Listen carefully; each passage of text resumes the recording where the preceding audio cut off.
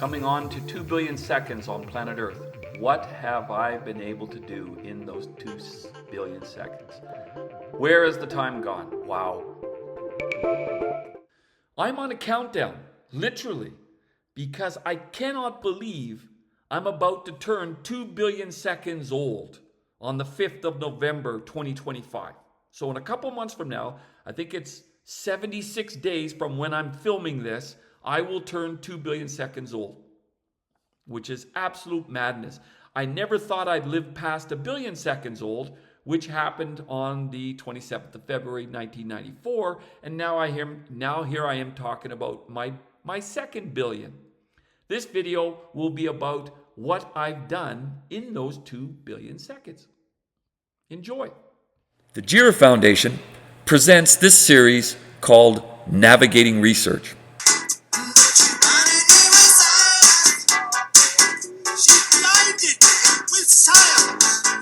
Here I present a very simple calculation in Excel how to determine when you will turn 2 billion seconds old. I give it my date of birth, my time of birth. I don't know what time I was born. And I convert that to a Julian date, and I've made a video of determining the Julian date, and I'll show that link below. Then I just simply add, in this case, 2 billion seconds to the Julian date, subtract off the number of days that I had originally added, and then convert back to the format of my birth date, and you see I will turn 2 billion seconds old on the 5th of November, 2025. I don't know how I survived my youth. I was born into a very large family. There were 12 boys and 2 girls. I was the 11th child, and I learned to fight before I learned to walk, literally, in the crib with my brother Alec, who's a year older than me. These are the beaches that we used to enjoy in the summertime. In the wintertime, of course, it's covered in snow and ice, but that is Canada.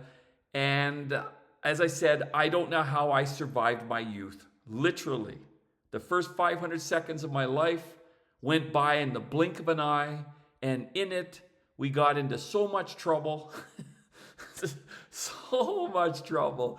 So many times kicked out of school, so many times in fights. I can't even tell you some of the things. Well, I can, but I'm not going to. You'll have to wait for the book to come out, if there ever is one. But yes, I survived my first 500 million seconds in an absolutely chaotic upbringing. A few moments later. How I went to university, I cannot tell you. I found a way through working with my brothers and friends and so on to pay my way through university. I finished my BSc in physics in 1984 at the University of Alberta. Then I spent 6 years at Queen's University doing a master's and PhD, graduating in 1990. And finally, I returned to do an MBA at the University of Victoria. It took about 350 million seconds to complete my education. How I did it, I got to tell you, I don't know. There are so many stories in this. I mean, I literally lived in my office at Queen's University for about 6 months because I had no place to live and no money to rent a place. There are just so many things. And the one thing you can see from these photographs is there's so much water in Canada, and it's just absolutely beautiful to be there. So I had a great time. I really enjoyed being at each of these universities. I certainly had a few more problems at UVic than I did at the other two, but nonetheless, I had a good time, and I enjoyed my education years. A few moments later. Wow. 1 billion seconds of astronomy. I can't even believe it. Where has the time gone? I started my observing in 1984 using the Algonquin Radio Observatory. It's a 42-meter radio telescope in a beautiful national park in Canada. I used the VLA for my PhD in New Mexico. I've been to 5 colleges, Radio Astronomy Observatory, and I'm only showing telescopes that I've actually used and been to, okay? So I was at 5 colleges looking for outflows towards star-forming regions. But the main telescope for all of my observing is predominantly and most central here, HartRAO, where I've probably collected something between 10 or 20,000 hours of observing. And I've had to process all that data. I've also visited Itapetinga and used in Brazil. And most recently in 2025, I visited and now use the 26-meter Nanshan Telescope in China. The one thing I can take some great pride in is that while I was at the Department of Science and Technology in South Africa, I helped them to conceptualize and raise money for and begin to build the African VLBI Network. And it was just such a pleasure to work with all those African countries to try to develop a network of telescopes across the continent. And it was just a pleasure to do the work with these people. And it was amazing, absolutely amazing.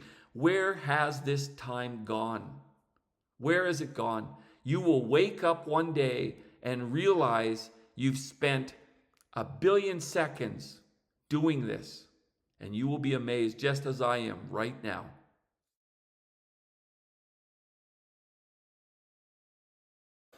I've had the good fortune to work all over the world.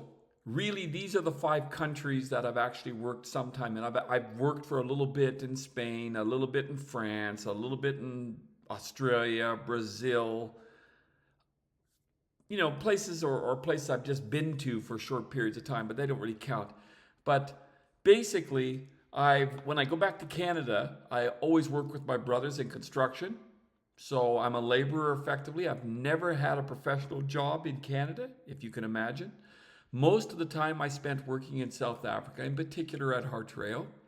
When I left South Africa HartRAO the first time, I moved to Mexico and I worked on the LMT project, living in Tonantzintla itself. When I left astronomy and went into business for a while, I went back to working in South Africa, and then I went and worked for some time in Angola. This is Luanda, Angola, and this is basically where I worked at the time, somewhere in that mess. And it was singularly the worst, most difficult place to work in the world. In fact, you aged 5 years for every year you lived there. And then finally, I had a chance to work in China for a couple months, and I'll go back for a couple months more.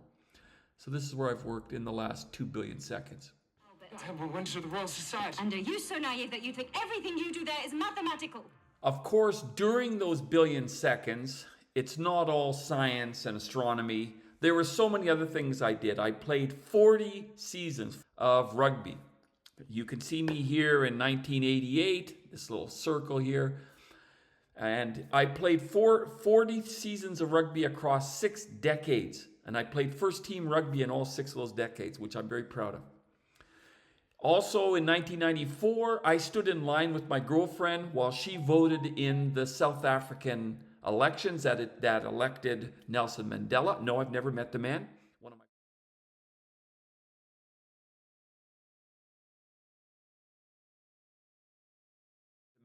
One of my friends did, but I never did.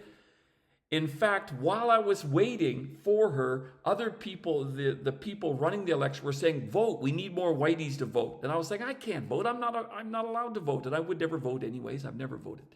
And then finally, I had the great honor to climb up Kilimanjaro with my daughter in 2012. So I was able to do so many interesting things in this last billion seconds, okay? Absolutely amazing, and I wouldn't trade it in for the world. The stories are incredible. I may be money poor, but I'm story rich. So there were certainly so many good times. So many. I couldn't even tell them in this 2 minutes. A few moments later. With good times come bad times. And I've had my fair share. I've literally saved lives and regrettably taken lives in these 2 billion seconds. I'm only going to give you 3 examples, and these are the ones I can talk about, and they're the ones that you'll most likely believe. In the first one, in 1981, while I was at the university writing exams, the University of Alberta, our house was rousted by city police. They thought we had robbed a jewelry store with a shotgun.